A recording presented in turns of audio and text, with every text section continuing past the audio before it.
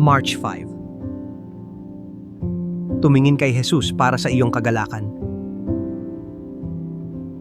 Lahat ng ginagawa nila ay para makita ng mga tao.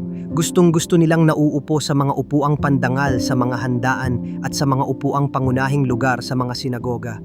Gustong-gusto rin nila ang pagpupugay sa kanila sa mga pamilihan at ang tawaging Rabbi. Mateo 23:5-7. Ang pangangati ng pagpupuri sa sarili ay naghahanap ng kamot ng sariling pag-aproba. Kapag ang ating kasiyahan ay nanggagaling sa pakiramdam na tayo ay sapat sa ating sarili, hindi tayo magiging kontento hanggat hindi ito nakikita at pinapalakpakan ng iba.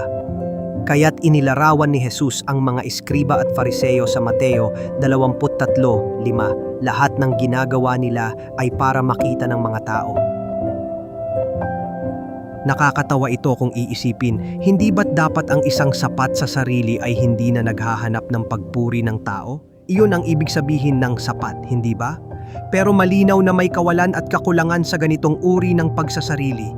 Hindi nilikha ang sarili upang punuin ang sarili o umasa sa sarili. Hindi ito kailanman magiging sapat, hindi tayo Diyos. Tayo ay larawan lamang ng Diyos. At ang nagpapakita ng pagiging kawangis natin ng Diyos ay hindi ang ating pagiging sapat sa ating sarili, kundi ang katotohanang umaasa tayo sa Kanya. Tayo ay parang anino at eko lamang, kaya't palaging magkakaroon ng kawalan sa kaluluwang sinusubukang punuin ang sarili mula sa sarili. Ang hungkag na pagnanasa sa papuri ng tao ay tanda ng kabiguan ng pagmamataas at kakulangan ng pananampalataya sa patuloy na biyaya ng Diyos. Nakita ni Jesus ang panganib nito. Tinawag niya itong pangalan sa Juan 5:44. Paano kayo makapaniwala kung ang hinahangad ninyo ay ang papuri ng isa't isa at hindi ninyo hinahanap ang papuring nagmumula sa iisang Diyos?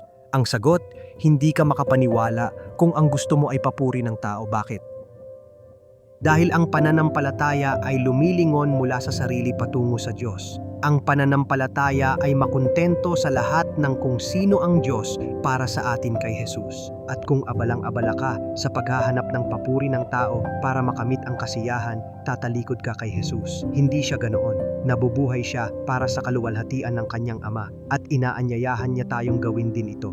Ngunit kung tatalikod ka sa sarili bilang pinagmumulan ng kasiyahan, pagsisisi, at lalapit kay Jesus upang tamasahin ang lahat ng kung sino ang Diyos para sa atin sa Kanya, pananampalataya, ang pangangati ng kawalan ay mapapalitan ng kapuspusan, ang tinawag ni Jesus na tubig na bumubukal tungo sa buhay na walang hanggan. Juan 4:14.